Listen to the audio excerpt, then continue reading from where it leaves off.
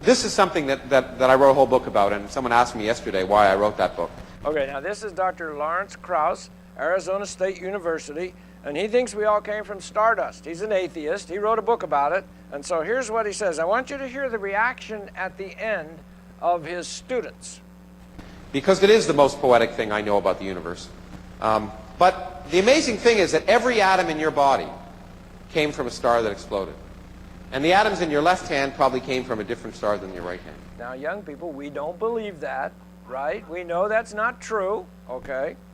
It really is the most poetic thing I know about physics. You are all stardust. You couldn't be here if stars hadn't exploded, because the elements, the carbon, nitrogen, oxygen, iron, all the things that matter for evolution, weren't created at the beginning of time. What did that They're created in the nuclear furnaces of stars, and the only way they can get into your body. I'm so sorry. Why This is something that I wrote a whole book about, and someone asked me yesterday why I wrote that book. Because it is the most poetic thing I know about the universe. But the amazing thing is that every atom in your body came from a star that exploded. And the atoms in your left hand probably came from a different star than your right hand. It really is the most poetic thing I know about physics. You are all stardust.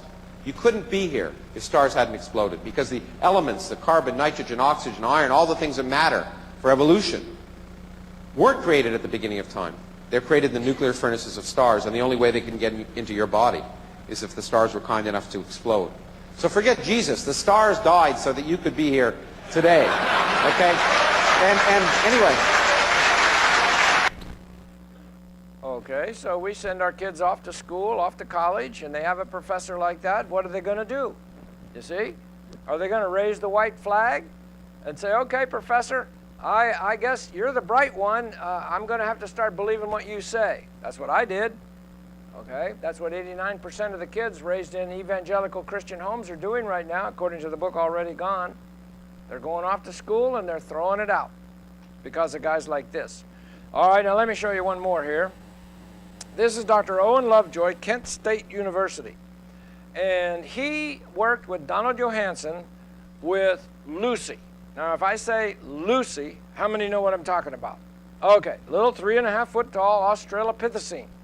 And she is supposed to be, if you believe in evolution, she's supposed to be our first upright 2-foot walking ancestor. You know, the apes walk on 4 feet, knuckle walkers, okay? And Owen Lovejoy is the one that proved that Lucy walked on 2 feet. Now this, when I put this up on college campuses, oh, that's a YouTube joke. That's just a YouTube joke. It's not a YouTube joke. This is a clip from the Nova Science series. Okay, so this comes right off the Nova Science series. All right, let's see what happens here.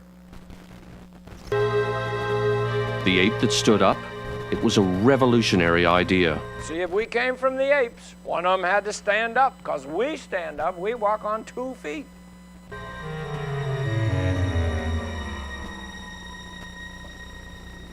We needed Owen Lovejoy's expertise again, because the evidence wasn't quite adding up. The knee looked human, but the shape of her hip didn't. Superficially, her hip resembled a chimpanzee's. It wasn't superficial, that's exactly what it looked like, a chimpanzee. Which meant that Lucy couldn't possibly have walked like a modern human. Yeah, you see, but she had to, because they decided she's the one that did. But Lovejoy noticed something odd about the way the bones had been fossilized. When I put the two parts of the pelvis together that we had, this part of the pelvis has pressed so hard and so completely into this one. Notice, perfect fit. That it caused it to be broken into a series of individual pieces which were then fused together in later fossilization. Now wait, whoa. The ape that stood up? Now what did he just say? Now here's what they believe. All these bones, this skeleton is out here on the ground. Lucy's skeleton out here on the ground. And here comes a deer or something, and the deer steps on it and smashes the pelvic bone. But during fossilization, now wait a minute, everything got knocked apart into pieces, but during fossilization, now what's that? A mud flow of some kind came across, because it's all found in sedimentary rock, so a big mud flow comes across, actually scattered the whole thing out over more than a mile, so we don't even know if it's all the bones are from the same skeleton. But that particular bone, when this mud flow came across after the deer smashed it, it pushed it all back together. It pushed it so hard, he said, that these other pieces got fractured. But then it's all put back together. Whatever he said doesn't even make sense what he's saying, okay? Well, let's see how he's going to fix the problem. All right, so he's got to fix the problem here to prove that Lucy walked on 2 feet. This has caused the two bones, in fact, to fit together so well that they're in an anatomically impossible position. See, it's anatomically impossible if you want it to walk on 2 feet. If it's a chimp and walked on 4 feet, that's what you need. It's a chimpanzee pelvic bone.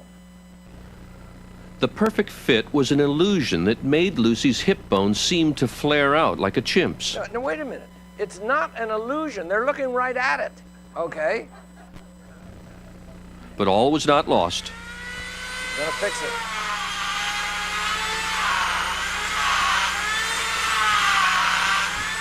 Lovejoy decided he could restore the pelvis to its natural shape. They found it in its natural shape.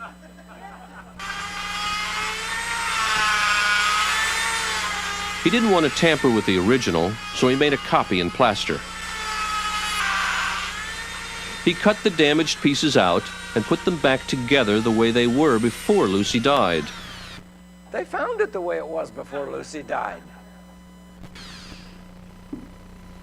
It was a tricky job, but after taking the kink out of the pelvis, it all fit together perfectly, like a three-dimensional jigsaw puzzle. As a result, the angle of the hip looks nothing like a chimp's, but a lot like ours. That's called leading-edge modern science. It's fraud. It's a total fraud. And they took that skeleton, they're still taking, they take it all over the world. She was in Dallas for like 2 months. People were paying $25 to go see their ancestor, and when they walked in, what? Oh, question? Several more of the same apple, which shows they are distinctly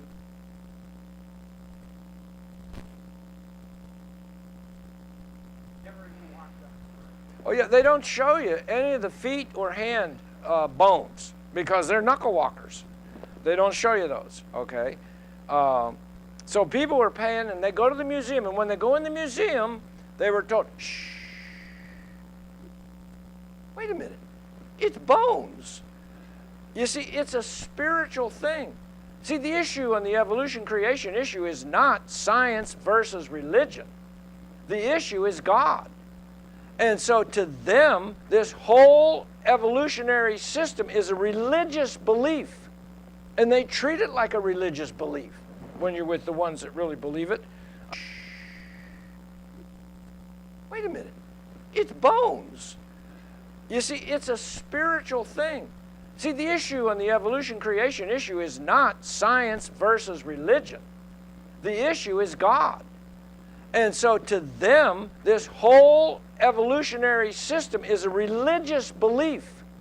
And they treat it like a religious belief when you're with the ones that really believe it. I'm going to 197.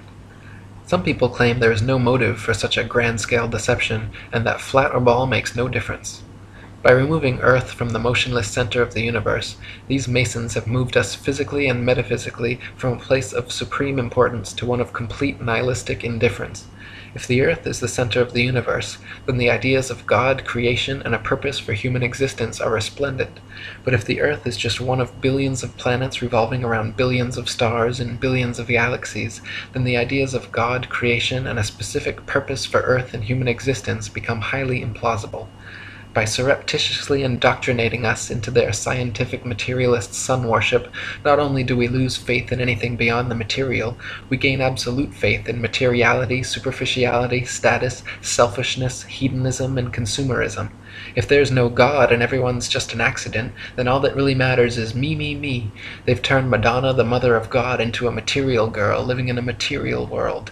Their rich, powerful corporations with slick sun cult logos sell us idols to worship, slowly taking over the world while we tacitly believe their science, vote for their politicians, buy their products, listen to their music and watch their movies, sacrificing our souls at the altars of materialism. To quote Morris Klein, the heliocentric theory, by putting the sun at the center of the universe, made man appear to be just one of a possible host of wanderers drifting through a cold sky. It seemed less likely that he was born to live gloriously and to attain paradise upon his death. Less likely, too, was it that he was the object of God's ministrations.